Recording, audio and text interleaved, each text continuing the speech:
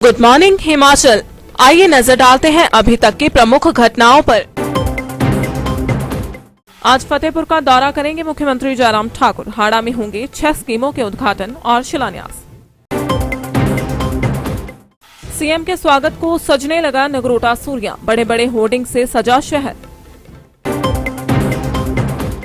मंडी शिवरात्रि का बड़ा रहस्य, नरोल की देवियां आज भी पर्दे में। डीजल से भरी कैनियों में भड़की आग, चक्कर मिल्क प्लांट में अफरा तफरी। और अब समाचार विस्तार से। फतेहपुर विधानसभा क्षेत्र के 1 दिवसीय दौरे पर शनिवार को पहुंच रहे मुख्यमंत्री हाड़ा में एक कार्यक्रम के दौरान जल शक्ति विभाग की 6 स्कीमों का शिलान्यास और उद्घाटन करेंगे। इसी दौरान फतेहपुर पहुंचने पर पंचायत मुख्यमंत्री का जोरदार स्वागत करेगी। प्रधान सुशील कालिया ने बताया कि पंचायत मुख्यमंत्री को 7 सूत्री मांग पत्र भी सौंपेगी। इसमें रहन के कदाना में खुल रहे पॉलिटेक्निकल कॉलेज, गर्ल्स व डिग्री कॉलेज डे का नाम फतेहपुर रखने की मांग उठाई जाएगी। इतना ही नहीं, विधायक स्वर्गीय सुजान सिंह पठानिया के नाम पर कॉलेज का नामकरण करने की मांग भी उठाई जाएगी। प्रधान सहित अन्य ने उम्मीद जताई है कि मुख्यमंत्री उनकी मांगों पर जरूर गौर करेंगे। आप प्रधान ग्राम पंचायत हाड़ा, शुभ नाम सर? सुशील कालिया। कालिया जी, आज सीएम साहब हिमाचल प्रदेश आपके पंचायत में कार्यक्रम करने जा रहे हैं, तो पंचायत की तरफ से उनका कैसे स्वागत किया जाएगा? हमारी पंचायत पूरी की पूरी यहाँ उपस्थित रहेगी। हम चीफ मिनिस्टर श्री जयराम जी का दिल की गहराइयों से स्वागत करेंगे, धन्यवाद करेंगे। वो हमारी पंचायत में आ रहे हैं और हम अपनी पंचायत का 7 सूत्रीय कार्यक्रम उनके आगे पेश करेंगे, एक मांग पत्र उनके आगे रखेंगे। मुझे उम्मीद है कि वो इस मांग पत्र पर पूरा विचार करेंगे और हमें सहयोग करेंगे। क्या मांगे हैं, जरा थोड़ा विस्तार से बताएंगे? हमारी पंचायत में सबसे पहले मांग तो ये है कि हमारी पंचायत में एक अंबेडकर भवन का निर्माण हुआ था 5-6 साल पहले। उसमें सिर्फ हॉल ही हॉल है, बाकी उसमें कोई कमरा नहीं है, ना उसमें रसोई है, ना चारदीवारी है। उसको हम सामुदायिक भवन के तौर पर नहीं उसे प्रयोग कर पा रहे हैं। इसलिए हमारा उनसे अनुरोध होगा कि इसको पर्याप्त बजट देकर इसको द्वारा बनाया जाए और इसका सदुपयोग किया जाए। दूसरी मांग हमारी ये है कि जो सड़क हमारी मंडी बोर्ड की तरफ जाती है, ये मंडी बोर्ड की है, इसकी रख रखाव नहीं हो रहा है, इसे पीडब्ल्यूडी को दे दी जाए जिससे इसका रख रखाव ठीक ढंग से हो सके। तीसरी मांग हमारी ये है कि हमारे जो पीडब्ल्यूडी रेस्ट हाउस है उसके साथ जो सड़क जाती है गायत्री गौसदन को, उसको पक्का किया जाए, उसको बनाया जाए। और हमारा चौथी मांग ये है कि हमारा फतेहपुर जो अस्पताल है उसका दर्जा पठानिया साहब ने बढ़ा दिया था, CSC से उसको सिविल हॉस्पिटल बना दिया था, परंतु उसमें पर्याप्त ना तो अभी तक स्टाफ है और ना ही पर्याप्त बिल्डिंग है। तो उसकी और भी पूरा ध्यान दिया जाए और बजट का प्रावधान किया जाए। और सातवीं सबसे बड़ी हमारी ये है कि हमारे सीएम साहब ने पिछले टूर में एक शिलान्यास किया था लघु सचिवालय का तहसील कम्प्लेक्स में, उसका काम अभी तक अधूरा पड़ा है। मेरा सीएम साहब से अनुरोध है कि जब अगला फतेहपुर में वो टूर प्रोग्राम रहे तो इसका उद्घाटन करें और इसको जल्दी से जल्दी काम शुरू करवाएं। कि हमारे रहन में एक कॉलेज बना है, पॉलिटेक्निक कॉलेज वुमेन और डिग्री कॉलेज, हमारी सीएम साहब से मांग रहेगी कि इसका नाम श्री सुजान सिंह पठानिया जी के नाम से रखा जाए। सर, ये सुजान सिंह पठानिया कौन थे और इनके बारे में थोड़ा विस्तार से बताएंगे? श्री सुजान सिंह पठानिया फतेहपुर के मसीहा थे, वो हमारे विधायक थे, हमारे मंत्री रह चुके हैं, तो वो हमें छोड़कर चले गए हैं। स्वर्गीय सुजान सिंह पठानिया के नाम से ही आज फतेहपुर का नाम जिंदा है। आज फतेहपुर में जो कुछ है उन्हीं के द्वारा लाया गया, सब कुछ उन्हीं के द्वारा बनाया गया है। जो सच्ची श्रद्धांजलि होगी जयराम ठाकुर जी की तरफ से यदि हमारी मांगों पर वो विचार करते हैं। मुख्यमंत्री जयराम ठाकुर के रविवार को नगरोटा सूरियां के दौरे के लिए तैयारियों को अंतिम रूप दिया जा रहा है। तय कार्यक्रम के अनुसार मुख्यमंत्री नगरोटा सूरियां में डिग्री कॉलेज का लोकार्पण करेंगे और 5 करोड़ 25 लाख की लागत से बनने वाले सामुदायिक स्वास्थ्य केंद्र की आधारशिला भी रखेंगे। इसके अलावा सीएम जवाली विधानसभा क्षेत्र में करोड़ों रुपए की लागत से बनने वाली सड़कों की आधारशिला भी रखेंगे। साथ ही जल शक्ति विभाग की पेयजल स्कीमों का नींव पत्थर रखेंगे। इतना ही नहीं, जयराम ठाकुर मिनी सचिवालय और पुलिस चौकी भवन का शिलान्यास करेंगे। मुख्यमंत्री जयराम ठाकुर हेलीकॉप्टर द्वारा नगरोटा सूरियां के दशहरा ग्राउंड में लैंड करेंगे और उसके बाद डिग्री कॉलेज का उद्घाटन करेंगे। उसके बाद ही बस अड्डे पर जनसभा को संबोधित करेंगे। मुख्यमंत्री के स्वागत के लिए नगरोटा सूरिया बस अड्डे पर जोरदार तैयारियां की जा रही हैं। मंच पर मुख्यमंत्री जयराम ठाकुर, राष्ट्रीय अध्यक्ष जगत प्रकाश नड्डा, केंद्रीय मंत्री अनुराग ठाकुर और विधायक अर्जुन सिंह के बड़े बड़े होर्डिंग लगाए गए हैं। इसके अलावा चुने हुए पंचायतों के प्रतिनिधियों के होर्डिंग भी लगे हुए हैं। बस अड्डे पर साफ सफाई का काम भी जोरों पर चला हुआ है। पुलिस यातायात कंट्रोल करने में जुट गई है। अंतर्राष्ट्रीय शिवरात्रि के कारण आजकल छोटी काशी में स्वर्ग सरीखा नजारा है। यहाँ सजे देवताओं के दरबार पर राजा की बेड़े में विराजमान नरोल की 6 देवियों के बारे में हम आपको बता रहे हैं। ये देवियां पर्दे में रहती हैं।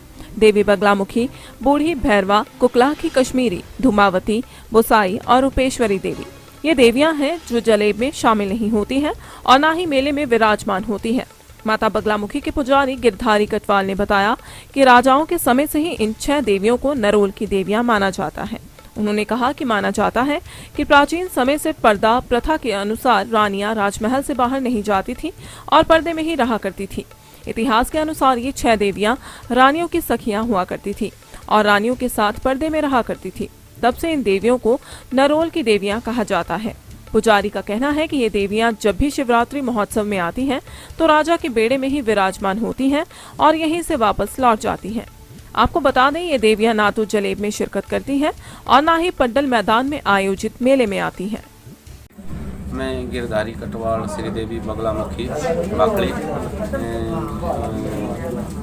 ये माता जो है राजे के टाइम से जो ये रोड रखी गई है, तो इसमें बगलामुखी, बूढ़ी भैरवा, काश्मीरी माता और कन्नौड़ वाली गोसाई माता और रूपेश्वरी माता। तो पहले जो ऐसा होता था ना जी, राजा के टाइम से राजा अपनी रानियों को बाहर नहीं निकालते थे तो उनको अंदर रखा जाता था नोड़ में। तो इसलिए वो माता को भी ऐसे नोड़ रखा गया है। रानियों के साथ सहेलियों की तरह रहते थे, आपस में बातचीत करते थे। बाकी सारे लोग मेला में जाते थे और इनको जो है अंदर नोड़ रखा जाता था। तब से लेकर आज तक ये परंपरा ऐसे ही चली हुई है। आगे भी हम ऐसे ही मतलब इसको आगे तक ऐसे ही चलाएंगे। जैसे नोड़ का स्थान दिया तो नोड़ में रहेगी। तो ऐसे ऐसे इनकी प्रथा है जी। अब हम मेले में आते हैं और यहीं से वापस चले जाते हैं। मेले में नहीं जाते, पाटल मैदान में न जलेब में जाते हैं और यहीं मतलब नोड़ में रखा जाता है और यहीं अपने घर चला जाते हैं। राजा ने मतलब माता को राजमहल में ही स्थान दिया हुआ है। वो और राजमहल में ही बैठेंगे और आगे भी यहीं बैठे रहेंगे राजमहल में, इधर उधर कहीं नहीं जाएंगे। ये शिवरात्रि मेला होता है तब से लेकर आज तक जो है माता राजमहल में ही बैठती है और आगे भी यहाँ बैठी रहेगी रोड में। मिल्क प्लांट चक्कर के जनरेटर रूम में अचानक आग भड़क गई। इससे यहां पर अफरा तफरी मच गई। बल उपमंडल के चक्कर स्थित मिल्कफेड के प्लांट में आग लगने से हड़कंप मच गया। बताया जा रहा है कि शनिवार सुबह 9 बजे प्लांट के पुराने जनरेटर रूम से आग की लपटें उठने लगी। कमरे में पुराना जनरेटर सेट स्थापित था जिसका अभी इस्तेमाल नहीं किया जाता था। पर चिंता की बात यह रही कि उसी कमरे में डीजल की भरी कैनियां भी थी। कमरे में स्विच बॉक्स में शॉर्ट सर्किट होने के कारण यह अग्निकांड हुआ। मिल्क प्लांट के वरिष्ठ प्रबंधक राकेश पाठक ने बताया कि मौके पर मौजूद कर्मचारियों की मुस्तैदी से बेकाबू लपटों पर समय रहते काबू पा लिया गया, नहीं तो डीजल की कैनियों में भड़की आग से यहां पर काफी ज्यादा नुकसान हो सकता था। मैं सफायर ऑफिसर फायर स्टेशन मंडी। हमें चक्कर मिल्क प्लांट में आग लगने की सूचना मिली। जैसे ही हमारे को सूचना मिली, हमारी गाड़ी जो मेले में लगी थी उसको हमने तुरंत घटना स्थल पर भेज दिया। दूसरी गाड़ी हमारी वीआईपी ड्यूटी गई थी, उसको भी हमने तुरंत वहां से बुला के घटना स्थल पर भेज दिया। घटना स्थल पर आकर देखा हमने कि यहाँ जो है आग बहुत ज्यादा लगी हुई थी। मिल्क प्लांट के जो जनरेटर रखा हुआ है उसमें आग लगी हुई थी। उसमें हमने फोम का इस्तेमाल करके उस आग को पूर्ण रूप से काबू कर दिया। उससे बहुत बड़ा हादसा होने से हमने तुरंत कंट्रोल कर लिया। पाठक सीनियर मैनेजर मिल्क प्लांट चक्कर में कार्यरत हूँ। आज एक बड़ी दुर्घटना होने से बची। यहाँ सुबह करीब लगभग 9 बजे के करीब मुझे यहाँ हमारे फोरमैन है उनका फ़ोन आया है कि इधर आग लग गई है। मैंने उनको वही टेलीफोन पे इमीडिएटली बोले जी डीजल के कमरे में आग लगी है जनरेटर के रूम में। मैंने उनको बोला, मैं कहा आप रेत करो और पीछे से मेन बिजली बंद कर दो, पानी उसमें मतलब और जितने फायर एक्सटिंग्विशर लगे हैं उसको निकाल के उसको बुझाने का वो प्रयास करो उसको।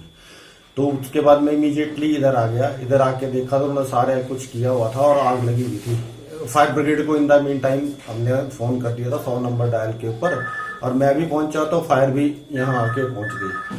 तो मतलब पूरे घटनाक्रम में जो हमारे जो यहाँ जो लेबर थी उन्होंने बड़ा अच्छा प्रयास किया, और सिर्फ जो आग है वो एक ही कमरे तक सीमित रहेगी।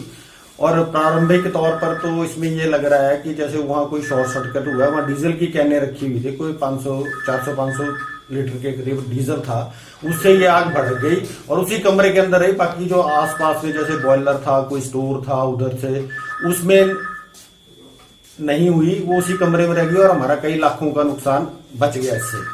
और जो अभी तक लगभग जो नुकसान हुआ है वो 2 लाख के करीब हुआ है, जिसमें डीजल की कॉस्ट भी है और जो कंट्रोल पैनल है हमारे जो जल गए हैं, कुछ तारे जल गए हैं, वो है इसके अंदर।